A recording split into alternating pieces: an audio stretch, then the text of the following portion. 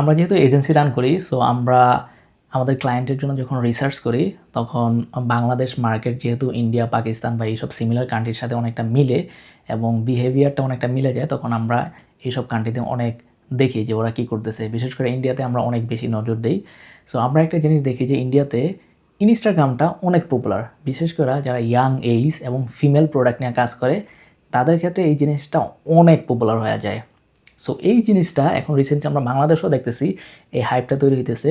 ধরেন একদম ইয়াং এজের যেই অডিয়েন্সটা, ওদের যে প্রোডাক্টগুলা, সো ওদের বিশেষ করে ফিমেলদের ক্ষেত্রে এই জিনিসগুলো অনেক বেশি হয়। যদি অনলি ইনস্টাগ্রামে যাওয়া যায়, এখানে একটা জিনিস আমরা দেখি, যেহেতু এখানে কম্পিটিশন একটু কম, সবাই শুধুমাত্র ফেসবুক ইনস্টাগ্রাম দুটা মিক্স আপ করে বা ফেসবুকের উপরেই পড়ে যায়, তখন আমরা এটা টেস্ট করলাম যে ইয়াং অডিয়েন্সটা আমরা শুধু অনলি ইনস্টাগ্রামে আমরা মার্কেটিং করা শুরু করলাম এবং ওইখানে অ্যাড কস্ট অনেক কম এবং কনভার্সন রেট অনেক বেশি।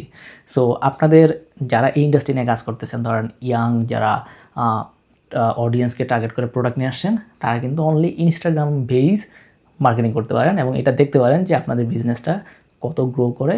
আই বিলিভ এইখানে আপনাদের কস্ট অনেক কম হবে এবং আপনাদের অন্য অন্য যে প্ল্যাটফর্ম আছে ওইটার তুলনায় কনভার্সন অনেক ভালো হবে।